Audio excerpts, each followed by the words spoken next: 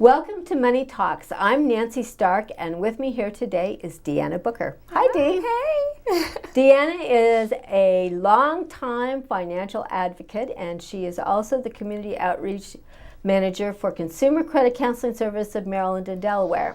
And she's been there for quite a while. How long? Going on 16 years. 16 years. Yeah. And while she's been there, she's done a lot of different things.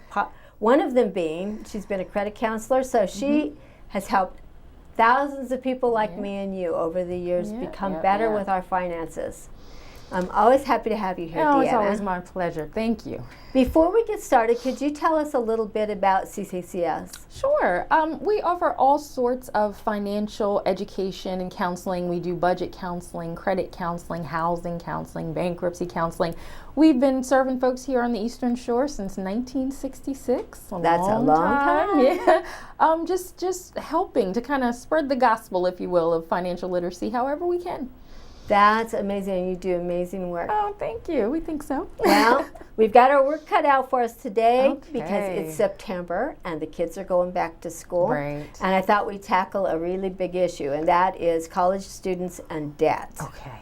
And to head us in the right direction, I thought we might start out by talking about, why is it more important than ever, for college students going back this year to avoid unnecessary debt? Yeah. What's happening to them right now? Right. I think it's because mainly the cost of college, tuition cost, just continues to rise. It goes up and up and up. Yeah. So that's why they get into debt. Exactly. That's just what I was about to say. To kind of deal with that and combat that in a way, parents and students are taking on more and more debt, trying to defray or to cover those costs and be able to deal with the expense.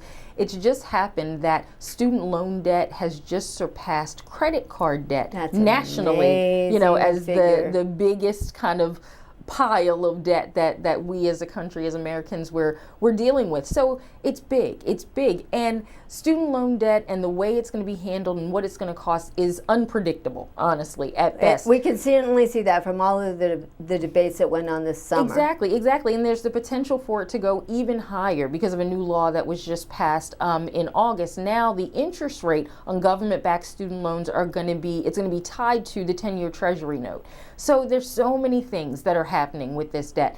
Now, meanwhile, studies are finding that the job prospects for this year's college graduates are a little brighter. Mm-hmm. And that's good news. That's a good thing. That's a good thing. News. But there's still some angst, around how students and how parents are going to be able to manage this debt going forward and what kind of prospects they're going to be for handling it, when the loans come due. So it's big. It's big. And I just read a study not very long ago that said that the average time it takes for college students to get a job coming out once they've graduated is about 6 months. Yeah. And even when they do, a lot of times it is not on a pay scale that would necessarily cover the loans that they have. Exactly right. That's exactly right. Well, with that said, we're going to talk a little bit about how college students can limit their debt. Okay. Because that obviously is an important thing to do. Sure. In planning for college, what can students do to make sure that they don't borrow too much? Right. I think that they really have to do, parents and students, they really have to do some assessing, really figuring out what a family situation is and using that to determine how much you can afford to pay. In other words, don't take on more college than you can actually actually afford, then you can take care of. So students have to think about, and parents right along with them, where can I go? Can I afford to go away? If not, maybe, students are going to have to think about going to a community college. That makes sense. To save some cost and save some of that money.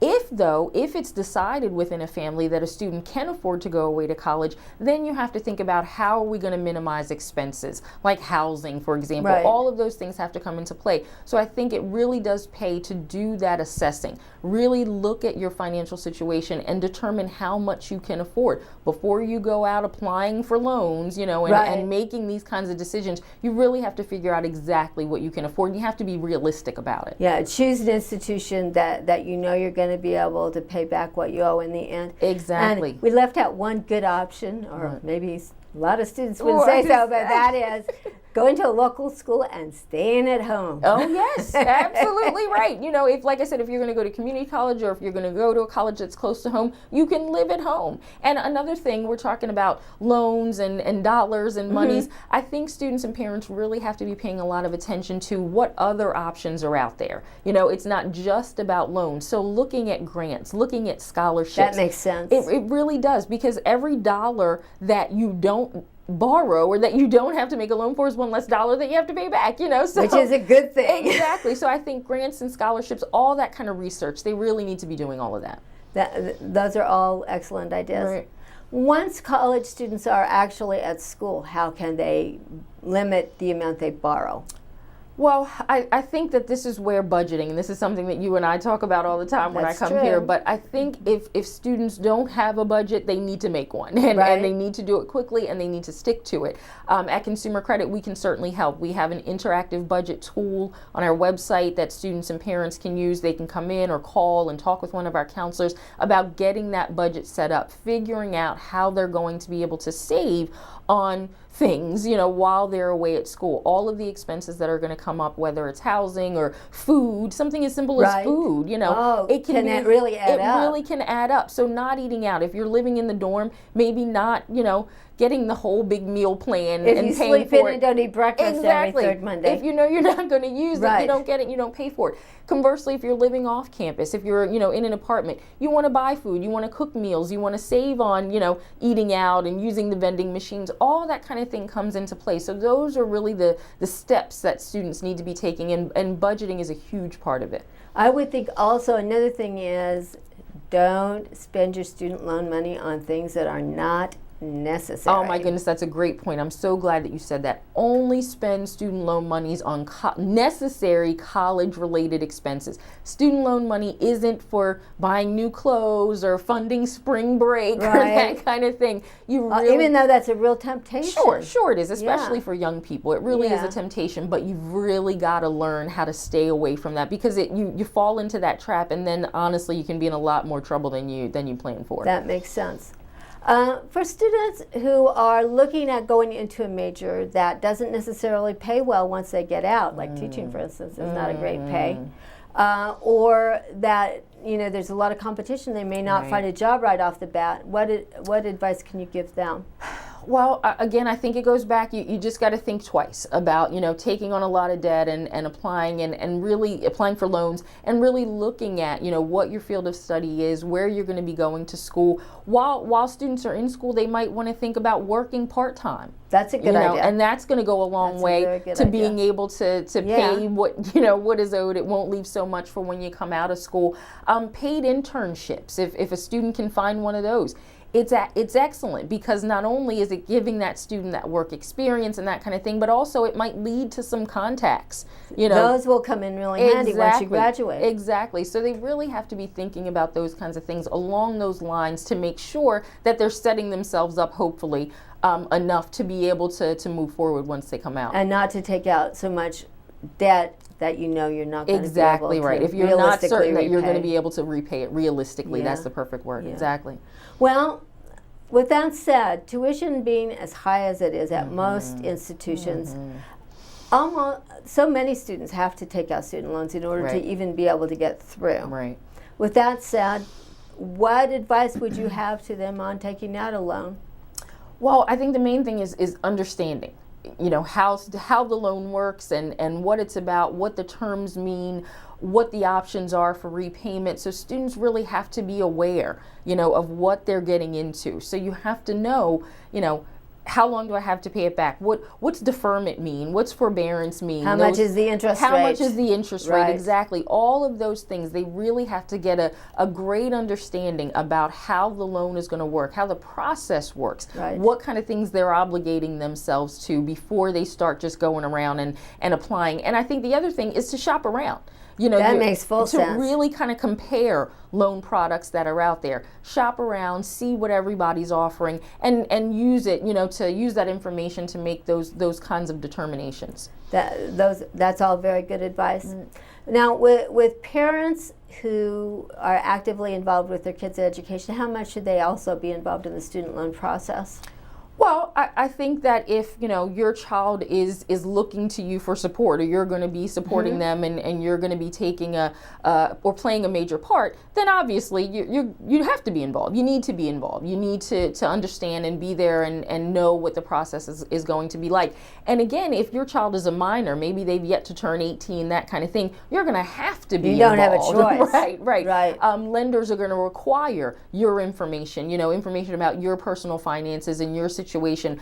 So I think parents have to know. They have to be involved in the process. They need to get just as much of an understanding as their students do, or as their students are going to get, to know also what their liability is going to be. I think as much as parents are able to, they should want to limit their liability. In other words, don't co-sign on the loan. Don't co-sign, maybe. Yeah, you want to limit your liability as much as you can, because it could adversely impact your you as could a end parent. up being on the financial skids if your child does not pay back because the loan. you're going to be responsible. If your child comes out of school and they're not able to find a job and they're not able to start paying back when they're supposed to, you're going to be responsible for the amount owed. So I think parents have to, it's a delicate balance, I think, that you have to be able to strike. Well, I think that is especially true given the fact that in bankruptcies, a student loan is not dischargeable. Exactly. Student loan debt, and you're absolutely right. People don't think about that. Right. They are not dischargeable. So if that's a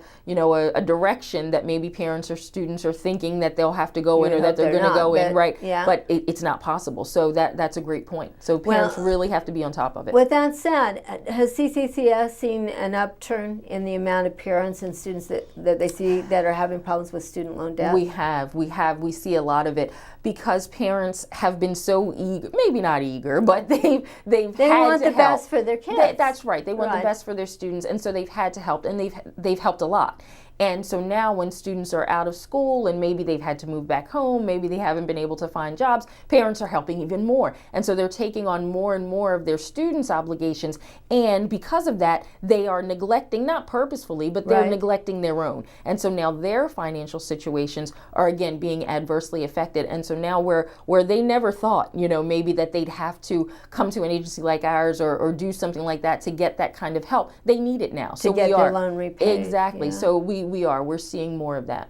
Well, with that said, do you guys have any resources for parents and students as far as for college? Absolutely. On our website, parents and students both can go. There are all kinds of interactive kind of e-learning courses about managing student debt, and first, before even managing, how, what kind of student debt to take out and what's right, maybe what are the best options and that kind of thing, managing the debt when it comes to repayment, all of that. There's all kinds of great e-learning courses on the site that students and parents really should check out, and not just about the loans, about budgeting, about living on campus, all of that kind of thing is there. So yeah, there's some really great information. College. Exactly, affording college. There's some really great information in the education and resources section on our site. Oh, that's excellent. Yeah. And it's free. Absolutely free. Definitely free. Wow, that's wonderful. And we're going to talk about another kind of debt now that all of us can fall prey to, and that is credit card debt. And I think students probably are not the exception here. They're not. How is credit card debt bound to affect college students based on what's happening right now? Right. Studies are showing that students with credit card debt, the amount of credit card debt that they have is lessening. It's less than it used to be, and that is good news. But still, it's out there. On average, students are leaving college. About a quarter of students are leaving college with credit card debt about $500 or so. And now that might not seem like a whole lot, but when interest comes into play and fees, especially if students aren't able to pay as much as we'd like them to be able to, that can increase. That obviously, really can increase. With the interest rates and the fees that are involved now. Absolutely. So students are really, they're really needing to watch out. If they're going to be using credit cards, if they're going to, if it's going to be a part of their sort of financial system when they're away at school, they really need to pay attention to some things to hopefully when they're out of school, it's not out of control. That makes full sense. Given how much trouble you can get into if you have a credit card, what are the advantages for students having one on